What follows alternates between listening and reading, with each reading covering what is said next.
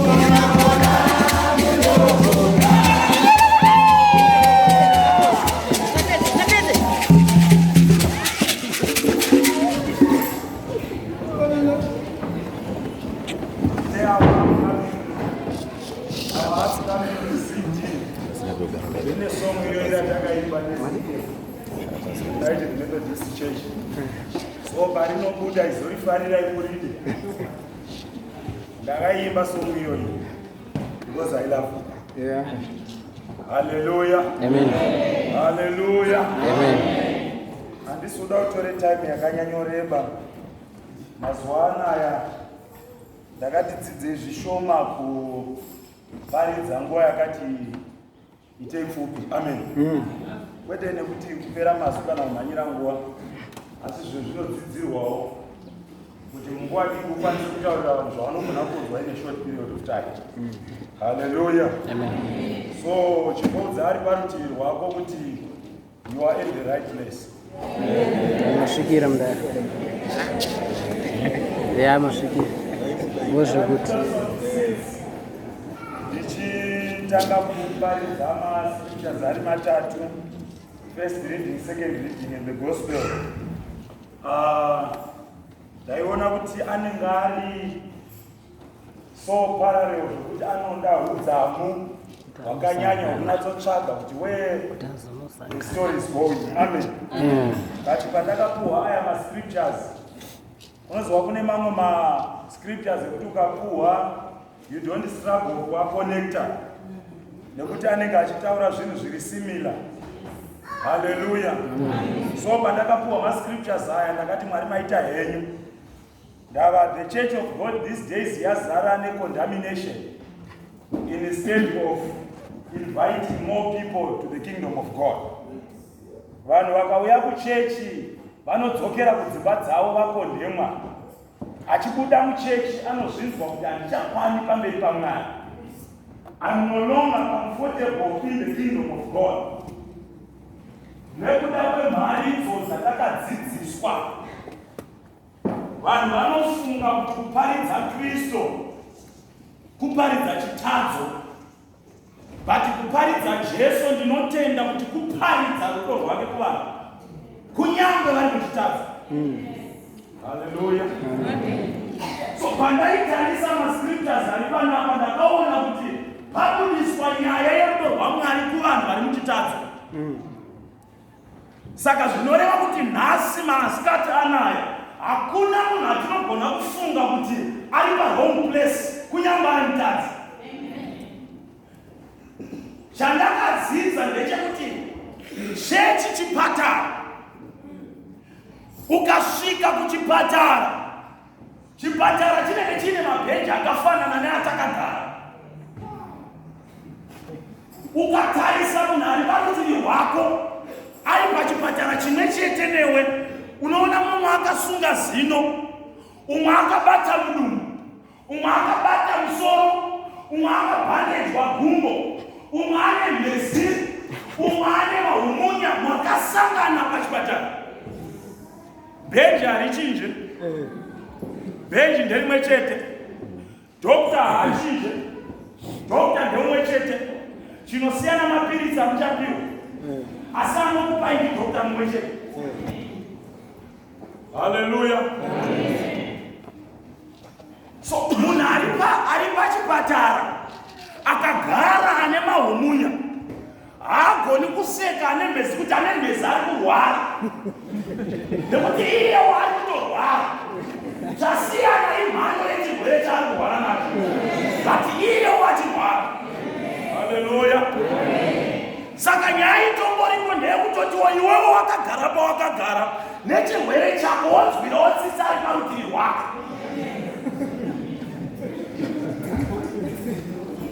Hallelujah. Ava vanhu vese ava vakagara vari kurwara. Hallelujah. Kusiyana kwemazita ezvirwere hakugoni kumeka otherwise. Kurwara uri murwere vese vanowanikwa pachipatara chimwe chete. Hallelujah. Saka ukatarisa chechi yaMwari takatogara zvatakatoita izvozvo. Kusangozivana chete kuti chirwere chine umwe ari parutivi chipasese.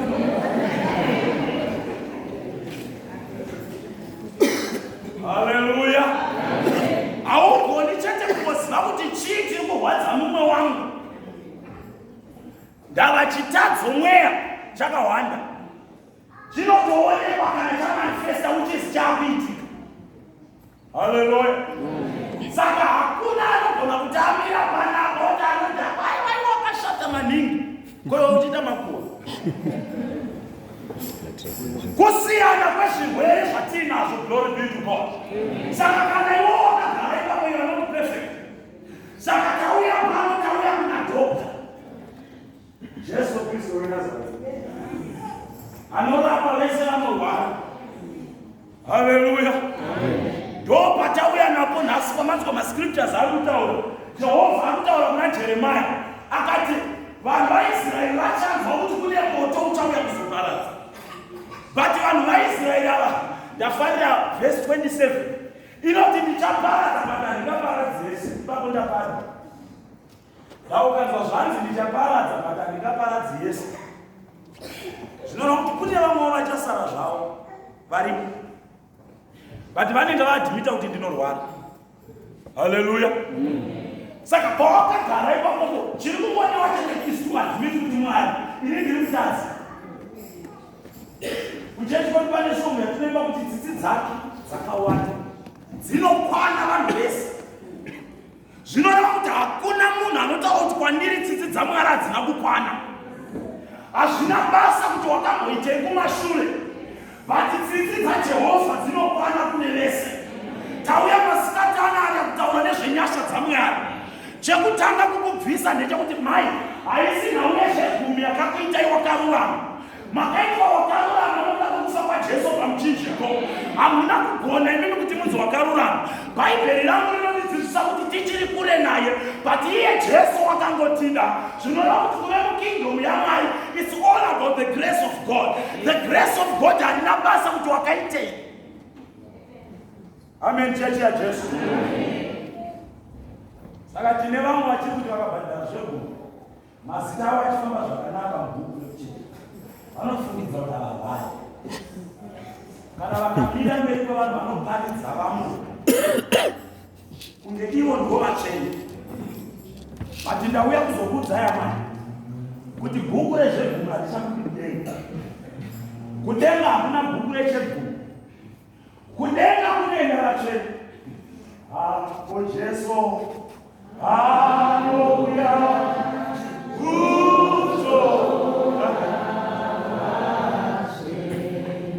Yeah, no Torah.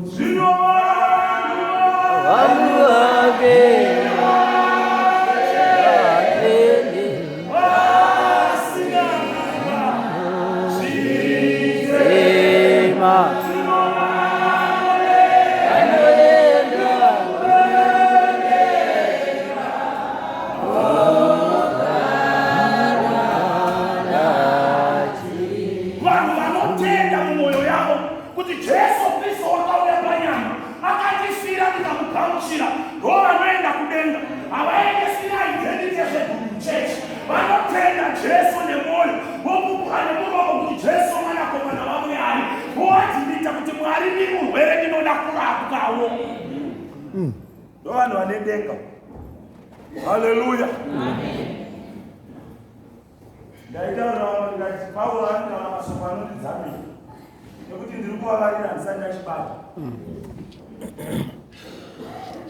Hallelujah. Azvineipa mutreki unogona kumbomhanya ungori number 1. Vakamhanya 12 rounds vanozviziva. Kuti kune vanokukuruka vari pamberi vachimhanya kwete mbichana pa 12 rounds. Koita umwe anenge ari kumashure achingasikuziva zvaari kuita slow but sure. Achiteera mbichana. Wozomona uya apa number 14, uya apa 13, uya ari kudzika, wozomona pa 8 anhano. Marounds ari kufamba. Yaya haisi yokuti kana mabvisa zvegumona unge mamhanya maningi. Bhaibheri rangu rinoti ari kumashure anogona kungoita wemberi. Bhaibheri rangu rinodzidzisa zvakanaka kuti hatitetembai mune zvatakabata maoko. But Jehovha unotarira mwoyo wako iwe. Uri kumhanya wakabatei maoko ako. Hallelujah. Tiri pakumhanya. Pauro anoti ndinonda kanga ndiri mutadzi. And Jesus Christ found me faithful. Ndokunditoa mushumiri wevhangeri raKristu. Ndakazwa vanhu mumamotikari nemumabhazi vanotobvunza hazviitwi namai werwadza nezvozvo, hazviitwi nemubvuri. Hakuna chinobvumidzwa kutoitwa whether uri mubvuri kana husi. Hakuna chinobvumidzwa kuita kutadza. Hakuna nenefu yekutadza kuri nani. Vanhu ndozvinoita kuti vazvikilasifaye kufungidzwa kuti kana amubvuri kana amai werwadzano atoo mutsvene, denga ripigwe neuniform, denga nopigwe nekunaka pamunhu. Haleluya. Usafile kuve out of place wakwana pana nadness, obva unonge usina kukwana umandala ungatidzwi neuniform baira.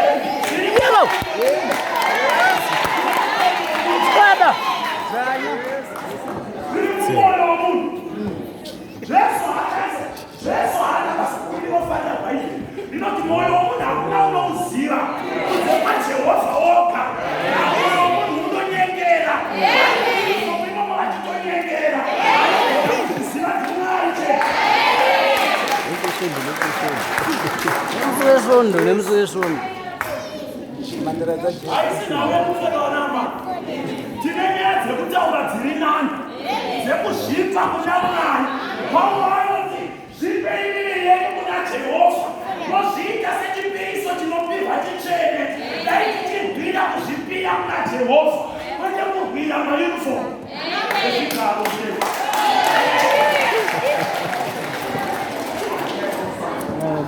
Tine nyaya dzekutaura dziri nani vana amai. Kuti ini chigaro chacho saka ndichachire. Mai mwana, kudenga hakwaitani fewani nezvigaro. Kana kuti makapinda maofisi mangani pachechi. Izvozvo kurekodi yaJehovha hazviko. Jehovha haana kuti chigaro pachechi. Bhaibheri chaimbomuona unozwa vanhu varimo vese they were ordained by God. Iwo akavhoterwa nevanhu.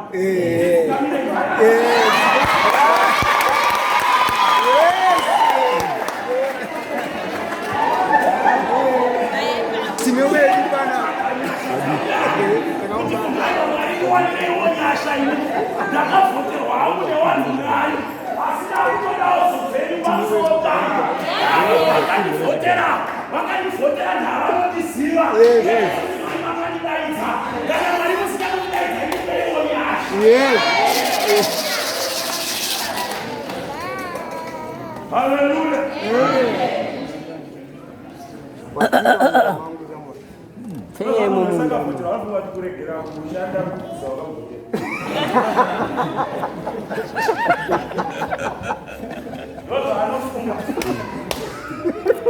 Famba. Ndakamira pana ndavhoterwa, kuna kana ambosimudza maoko nditi muparidzi.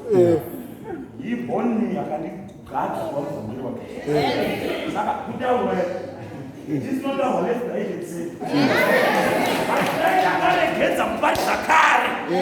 Ndogara ndibva kusvika 12 years rinorare chi13 ndichiparidza. But handina musi wandakati ndakuregera vanhu vanditaura. Ndinotaura zvandidamba ndinodipo.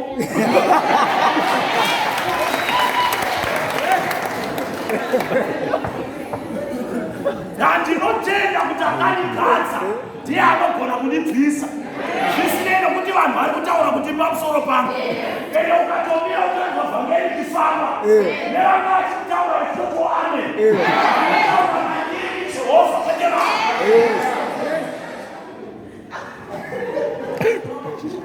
Handisi munhu wese anokurananga kuti vanhu unozodzoka kuwana. Ndakavhoterwa nedenga ndinodzokera kuna Kristu. Nyangwe vanhu vese vakanisiya kuti ndinodzokera kuna Kristu. Amen church. Amen. Paulo akaitirwa nenyasha. Kugara zvadakaendezva chikomo kupfekwa zvamakapfeka inyasha. Ndakuna vanotosvika nehembe dzasati vadzipfeka. Inyasha dzamakagarapo. Inyasha dzamuyana. Paulo akuti handina kungoita muparidzi. But by the grace of God, I'm studying and preaching the gospel.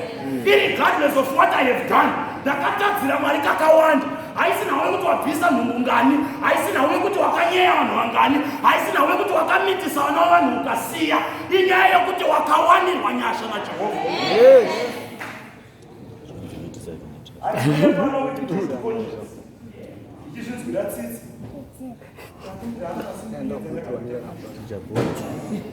Pauro anoti ndinokangana zvekumashure ndomhanya ndakananga kuchinamo.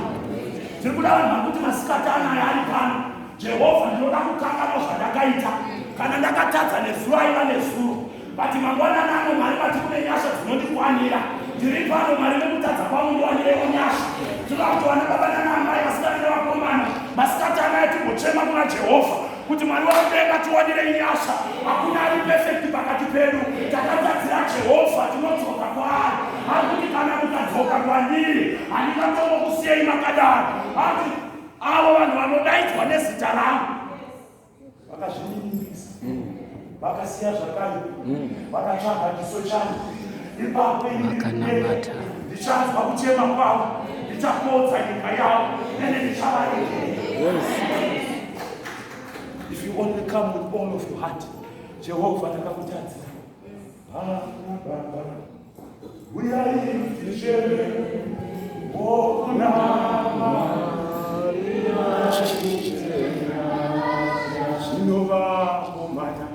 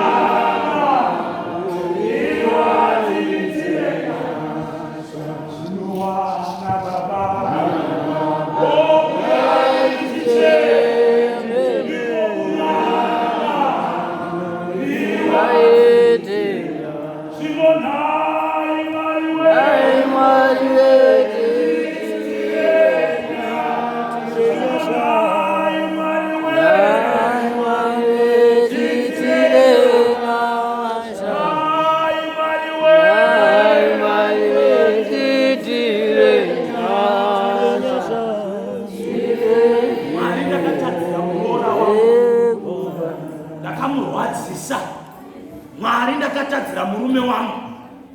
Mwari ndiwanirewo nyasha masikati anaya. Unozwa tane vanhu vekuti kana munhu akakupura chii chake pamberi paMwari, veduwe muchitoona nyasha dzaMwari ndakabomba iyi. Bati Mwari wakandiwanira nyasha ndikasimudzwa. Unozwa kuti vanhu vanofamba naro. Regai ndimbokuudzai chinhu chinondikomborera muupenyu. Kunzi ndakanga ndiri mutadzi pane kunzi ndiri mutadzi. Haleluya. Hatisisina chechi ine chiremerera. Paulo pane panotaurwa nezvangeri kuti endai munoreurura nazviri zvenyu kune mumwe wako kuti agokunyengetererawo. Hazvichakoshi mazuva anokuudza shalomu shalomu shamwari. Ndiri kunetseka ini mumwoyo wangu makuru anondinetsa. Shalomu akandinamatirawo. Taane chechi yokuti tinototsondorana. Kana ndatoudzwa ndinda kutofamba ndichiudza vanhu kuti ndiwewo. Hallelujah. Amen. But in Maskatana, ndakaudza chechi yangu ndikati to be honest with you people of God. Kana uchiona kuti zvinonetsa kuudza vanhu gurupu rechechi, kuudza vanhu vakawanda wanda, ita munhu waMwari wo waunotenda kuupenyu hwako. Aunosvika kuti munhu waMwari ndega ndakundikanya. Ndibasirewo nemasoko akanaka aMwari. Ndoita sei kuti ndibude muchivi chandiri? Woudzwawo nyasha dzakawanda dzaMwari. Wonamatirwawo. Mazuva anaya vanhu vane chirindi. Haleluya. Nyasha dzaMwari hadzibudisa dhara. Nyasha dzaMwari dzinoda vanouya. Ndaudza vanhu ndikati unozviziva here kuti nyange vanhu vari kubhawa nhasi Jesu Kristu akavafira. Kunyange vanhu vari kuhura izvezvi Jesu Kristu akavafira. Kunyange vanhu vari kunyepa izvezvi right now Jesu Kristu akavafira. Vanhu iwavo vanonzi vanhu vakarurama. Bati kunzi vanhu vakarurama ndokunge vagamuchira Kristu mumwoyo yavo. Chiri ngodiwa munhu anouya kuti tauya vari tauya tauya tauya tauya tauya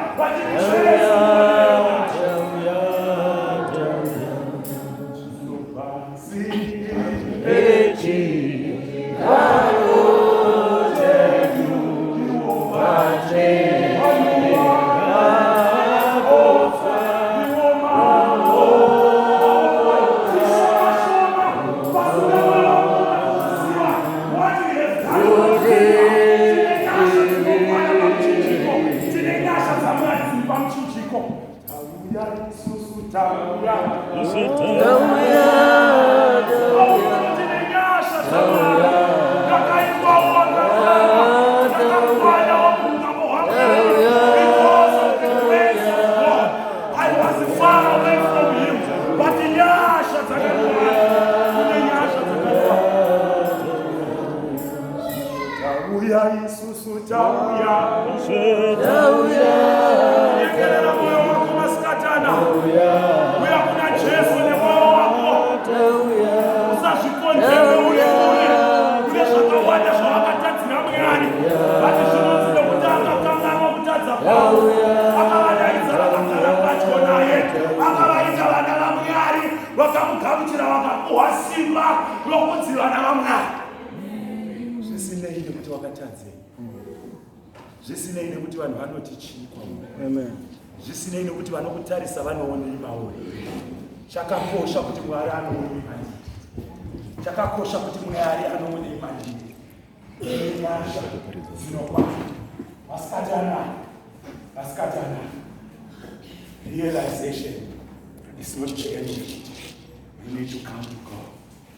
Haibeli kuti mwana muparadzi kuzoti arealize akadzoka kuna baba wake akati baba mwana wenyu ndakakutadzira imi regererei, zvitadzo zvangu zvizhinji hazvingazomboverembiba. Ngatiende kuna Jesu masikatana. Uya nemwoyo wako, uya kuna Mwari. Vatipinde mwoyo kuna Mwari. Vakuparidza so. Uya kuna Jesu nemwoyo wako. Nyasha dzake dzinokwana. There is no condemnation for those who are in Jesus.